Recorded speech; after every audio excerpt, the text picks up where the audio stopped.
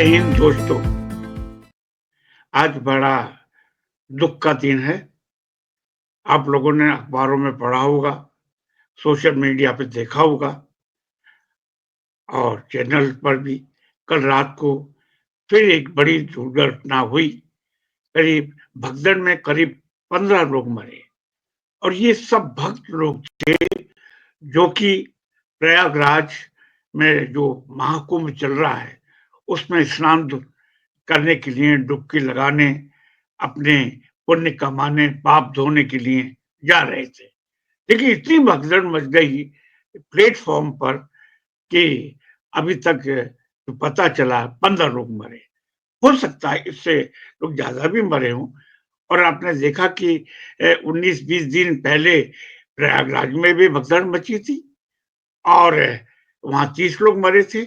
लेकिन ये तो कहा जा रहा है, लेकिन असली आंकड़ों का कोई पता नहीं चलेगा कि प्रयागराज में कितने मरे और दिल्ली में कितने मरे। दिल्ली के रेलवे स्टेशन पर सरकार कभी भी कोई अंतिम रूप से आंकड़े देने वाली नहीं है। और ज़ाहिर है कि प्रयागराज हो या देश की राजधानी दिल्ली हो, दोनों एक बद-इंतज़ामी की वजह से ये दुर्घटनाएँ हुई, बल्कि ये ट्रेजेडी हुई। और इसके लिए मैं समझता हूँ कि मोदी और योगी दोनों की सरकारें ज़िम्मेदार हैं, क्योंकि उत्तर प्रदेश में योगी की सरकार है और देश की राजधानी दिल्ली में हमारे नरेंद्र मोदी जी भाजपा की सरकार है। तो एक तरह से दोनों ज़िम्मेदार हैं। मैं यहाँ ये कहने नहीं आया कि आंकड़े कितने हैं, चाहे आंकड़ा एक ही व्यक्ति क्यों ना हो या 1000 या 2000 क्यों ना हो, असली बात तो ये है कि ऐसी दुर्घटनाएँ क्यों होती हैं, इसके लिए कौन ज़िम्मेदार है। मैं सबसे पहले तो मृतकों के प्रति एक संवेदना व्यक्त करूँगा और ज़ाहिर है कि किसी का भाई, किसी की पत्नी, किसी का बच्चा गया और सबको यानी हम लोगों की सबकी संवेदनाएँ उनके साथ हैं। लेकिन असली बात यहाँ पर जो है कि सरकारी आंकड़े तो ख़ैर कभी भी साफ नहीं होने वाले। और एक ज़माना था कोविड के दौरान, आपने एक बहुत बड़ी कविता सुनी होगी, गंगा बनी शव वाहिनी। और उस समय एक बहुत बड़ा महाझूठ सामने आया और वो झूठ था कि सरकार ने कहा कि कोविड में ऑक्सीजन की कमी से एक भी मौत नहीं हुई। अब इस सदी का ये इतना महाझूठ है, तो ऐसी हालत में आप ये कैसे सोच सकते हैं कि प्रयागराज में कितने मरे और दिल्ली नई दिल्ली स्टेशन पे कितने मरे? यानी कि जब गंगा शव वाहिनी बन गई, इतने हज़ारों लोग मरे और सरकार ये कहती है ऑक्सीजन से कोई नहीं मरा। तो ये तो महाझूठ तो रहेगा और असली आंकड़ों के बारे में हम सिर्फ अनुमान नहीं लगा सकते हैं, लेकिन वास्तविकता का पता नहीं लगेगा। दोस्तों, जैसा हमारी कुछ आत्म मंथन भी, आत्म अवलोकन भी करना चाहिए। हमारी जनता बड़ी अजीब है। भक्त धर्म प्राण है, भक्ति प्राण है, बहुत ज़बरदस्त धार्मिक है और उसमें जो नागरिक चेतना होनी चाहिए, यानी जिसे बोलते हैं क्रिटिकल अवेयरनेस, वो जागरूकता होनी चाहिए। मुझे लगता है कि उसकी एक कमी है। देखिए 1984 में 3 दिसंबर को भोपाल में एक महात्रासदी हुई। यूनियन कार्बाइड में के विषैली गैस बाहर उसका विस्फोट हुआ और हजारों लोग मर गए। लेकिन इसके बाद जो लोकसभा के चुनाव हुए और प्रदेश विधानसभा के, मध्य प्रदेश विधानसभा के चुनाव हुए, दोनों में कांग्रेस सरकार जीती। लेकिन किसी भी जनता ने, देश की जनता ने ये नहीं सोचा कि आखिर ऐसा क्यों हुआ? क्या ऐसी बद-इंतज़ामी के लिए क्या सरकार ज़िम्मेदार नहीं है? क्यों? कि जो 31 अक्टूबर को जो इंदिरा जी, प्रधानमंत्री इंदिरा जी का की जो हत्या हो गई थी, हम उस सहानुभूति में बह गए। कहने का मतलब ये है कि जो अवेयरनेस होना चाहिए, जागरूकता होनी चाहिए, विवेचना करने की जो क्षमता होनी चाहिए, चेतना होनी चाहिए, उसकी वजह से एक नहीं हुई। तो मैं यहाँ एक बात और ध्यान दिलाना चाहूँगा कि अ, जब नरसिम्हा राव 9वीं दशक में इस देश के प्रधानमंत्री थे और उस समय एक अफ़वाह फैली पूरे देश में, दुनिया भर में कि गणेश जी दूध पी रहे हैं, दुग्ध पान हो रहा है। तो आप समझिए मंदिर के सामने, मंदिरों के सामने भीड़ लग गई और हजारों किलो जो दूध है नाली में बहा। आप जानते हैं कि मूर्ति दूध नहीं पी सकती, लेकिन लोग अपने कटोरे में, अपने लोटे में, ग्लास में भर-भर के लाए और मंदिर पहुँच गए और चढ़ाने लगे। लेकिन ये एक अंधविश्वास की इंतहा है। इसी तरह से जिस ढंग से जो प्रचार किया गया महाकुंभ का कि 100 साल, 125 साल के बाद आया है, अखबारों में, रेडियो में, टीवी में, मीडिया में, सब जगह खूब प्रचार किया। तो और इतने करोड़ लोगों ने अब तक स्नान कर लिया, 10 करोड़, 20 करोड़, 30 करोड़। ज़ाहिर है कि इसका असर जनता पर पड़ा और देश भर से लोग बाग प्रयागराज पहुंचने लगे। घंटों बड़ा ट्रैफिक जाम हुआ और इससे भगदड़ तो मचनी ही थी। मेरा यहाँ मतलब खास ये है कि ये जो अंधविश्वास की जो बात है, क्या नागरिकों में को सोचना नहीं आता क्या? सोचते नहीं है क्या? यानी पिछले एक बात और कि क्या मैं आप लोगों से, भक्त लोगों से, भीड़ से ये पूछ सवाल कर सकता हूँ कि क्या ये भीड़ कभी एक अच्छे स्कूल, अच्छे अस्पताल बनाने के लिए कभी उमड़ेगी? आप लोग क्यों नहीं सवाल करते सरकार से कि हमें अच्छे स्कूल चाहिए, अच्छे सरकारी स्कूल चाहिए, गरीब लोगों के लिए, हमें नौकरी चाहिए बेरोजगारी दूर करने के लिए। आज भी आप दिल्ली में चले आइए और all India institute of medical science है यानी एम्स जिसको बोलते हैं, वहाँ बाहर लोग रात को ठंडी रात में पड़े रहते हैं, मतलब उनको जगह नहीं मिलती है, बिस्तर नहीं मिलता है। कभी देश की भीड़ इसके लिए सामने आई? कभी हमारे नेताओं से, चाहे किसी भी पार्टी की सरकार हो, पूछा कि भाई इसका इंतजाम करो? लेकिन जब सवाल उठेगा बाबरी मस्जिद को गिराने का, सवाल उठेगा जब सोमनाथ मंदिर से अयोध्या से की रथ यात्रा का, तो करोड़ों लोग उमड़ आएंगे। और क्या हुआ? 6 दिसंबर 1992 में आपने बाबरी मस्जिद गिरा दी और आपका राम जन्म मंदिर भी बन गया। क्या इससे समस्या दूर हुई देश की? क्या गरीबी मिटी? क्या अच्छी शिक्षा आप लोगों को मिली? क्या जो जो प्राइमरी हेल्थ सेंटर हैं गांव में, जिले में, पीएचसी है जो है, तो क्या वहां पर दवाइयों की पूरी व्यवस्था है? क्या डॉक्टरों की, नर्सों की पूरी व्यवस्था है? क्या पर्याप्त बसें हैं? आज भी दिल्ली में बसों में भीड़ लगी रहती है और दूसरी जगह चले जाइए, दूसरे शहरों में, वहां भी भीड़ लगी रहती है। तो हमारी जनता इस काम के लिए क्यों नहीं आगे आती?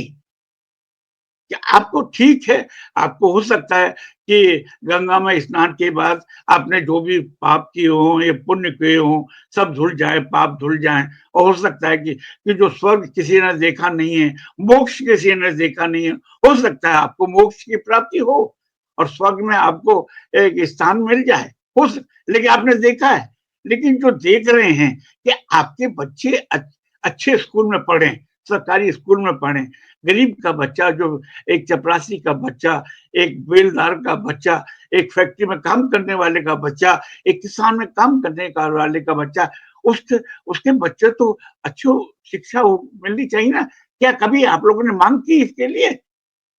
इस बार भी इस बजट में शिक्षा के क्षेत्र में, हेल्थ के क्षेत्र में और जो सोशल सेक्टर है उसमें बजट में कमी की गई है। क्या कभी आप लोगों ने मांग उठाई केंद्र सरकार से कि ये जो सोशल सेक्टर है उसमें पैसा कम क्यों किया गया है? अच्छे शिक्षा के लिए, अच्छे स्वास्थ्य के लिए, हमारे यहाँ जो मृत्यु दर हो वो कम हो। आज आज हम गरीबी की जो इंडेक्सिंग है उसमें बहुत नीचे हैं, क्यों नहीं आप मांग करते? तो सवाल तो उससे क्या मैं आप लोगों से पूछना चाहता हूँ कि क्या मंदिर में जाने से या नहाने से क्या आपकी जो गरीबी दूर हो जाएगी? मुझे तो नहीं लगता। भाई मैं तो गाँव से आया हूँ और गाँव से मेहनत करके आया हूँ, जो भी कुछ हूँ आज हूँ। मुझे तो किसी भी ईश्वर ने ऐसा कुछ नहीं किया, किसी भी मंदिर में ऐसा नहीं किया। हालाँकि मेरा तो पूरा परिवार मंदिर के वो पुजारी का ही परिवार रहा है, लेकिन मैंने तो मेहनत करके, रात-दिन मेहनत करके। तो ये जो अंधविश्वास की जो है, तो इस वजह से ठीक है, सरकार की बंद इंतज़ामी अपनी जगह। मैं यहाँ एक बात और कहूँगा कि धार्मिकता 2 प्रकार की होते हैं, एक नकारात्मक धार्मिकता, एक सकारात्मक धार्मिकता। देखिए गांधी जी भी धार्मिक व्यक्ति थे और उन्होंने अपने भजन गाए, वैष्णव जन तो तेने कहिए या रघुपति राघव राजा राम, अल्लाह ईश्वर तेरो नाम। और उन्होंने भारत को जगा कर इसी भक्त की भीड़ को आंदोलनकारी बना दिया। आंदोलन में सब तब्दील हो गए और उन्होंने भारत को आजाद कराया। क्या इस भीड़ से मैं ये उम्मीद नहीं कर सकता कि भाई आप सकार धार्मिक आप रहिए, आप मंदिर जाते हैं, मस्जिद जाते हैं, चर्च जाते हैं, गुरुद्वारा जाते हैं, जाएँ, लेकिन अपनी धार्मिकता को सकारात्मक काम है, जिसे कि कहते हैं पॉजिटिविटी में उसको तब्दील करिए, कि हम असली मुद्दों को बुनियादी मुद्दों के लिए जगें। क्या वजह है कि आपके ये जो हिंदी प्रदेशों में सबसे ज़्यादा अंधविश्वास है? और उसकी एक और बताएँ कि एक इस पिछले 10 सालों में, 1 दशक में जब से मोदी जी प्रधानमंत्री बने हैं, भाजपा केंद्र में आई है, उसमें धार्मिक आक्रमकता बहुत बढ़ी है, अंधविश्वास बहुत बढ़ा है। मतलब हर व्यक्ति अपने आप को ठीक है भैया आप हिंदू हैं, हिंदू होने पे गर्व होना चाहिए ठीक है आप हैं, लेकिन हिंदुत्व का जो है उसमें आप चले गए, जय श्री राम के नारे लगाएँगे, लेकिन कभी जय लोकतंत्र, जय शिक्षा, जय स्वास्थ्य और इसके भी तो नारे लगाओ भाई। जय श्री राम लगाने से क्या आपका बच्चा हाई-टेक में या जो हाई टेक्नोलॉजी है, वो उसको उसमें शिक्षित हो जाएगा? आप लोग क्यों नहीं मांग करते करते कि आपके बच्चों को अच्छी शिक्षा देनी चाहिए?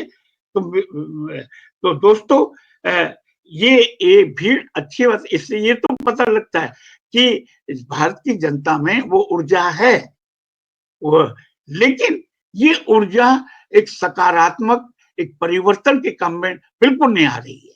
जैसे अब मंदिर मस्जिद के टंटों में कि साहब यहाँ मस्जिद के नीचे पहले कभी मंदिर था। अरे रहा होगा भाई।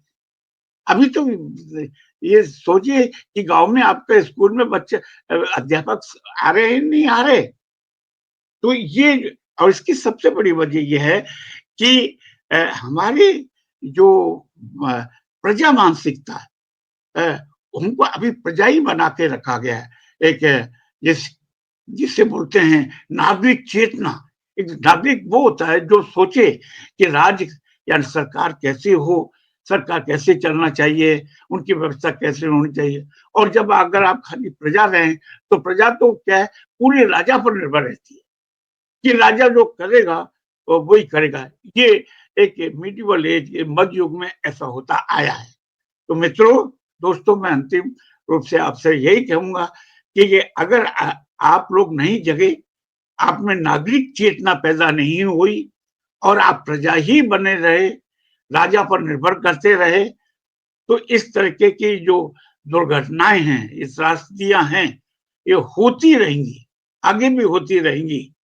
असली सवाल है कि आप में वो भावना पैदा होनी चाहिए कि हम अपने जीवन को अच्छा बनाएँ, अपने देश को अच्छा बनाएँ, उसको वैज्ञानिक चेतना से लैस करें, उसको समृद्ध करें और तब जाकर के मैं समझता हूँ कि आज जो 80-81 करोड़ लोग जो सरकारी खैरात पर ज़िंदा है और हर पार्टी कहती है आपको हम इतना फ्री में वो दे देंगे चावल दे देंगे, आटा दे देंगे और मकान दे देंगे।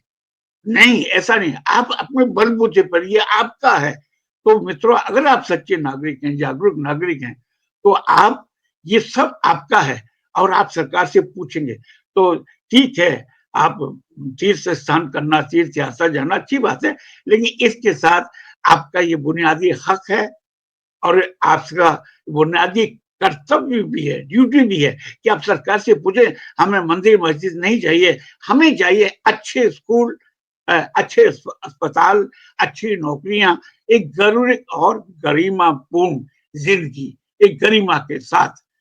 नहीं तो जिस तरह के जो आजकल जो दिल्ली अमेरिका से ट्रंप भेज रहे हैं हथकड़ियां डाल करके, मीडिया डाल करके, इसी तरह से होता रहेगा और भारत अपमानित होता रहेगा। इस तरह जो भगदड़ में मरे हैं, तो इससे कोई भारत की शान तो नहीं बढ़ी है। तो भारत की गरिमा, उसका सम्मान, उसका वैभव ऊपर रखने के लिए जरूरी है कि आप प्रजा नहीं, आप नागरिक बने, सरकार से बार-बार सवाल करें। अंत में मैं यही कहूँगा, जय लोकतंत्र, जय संविधान। नमस्कार।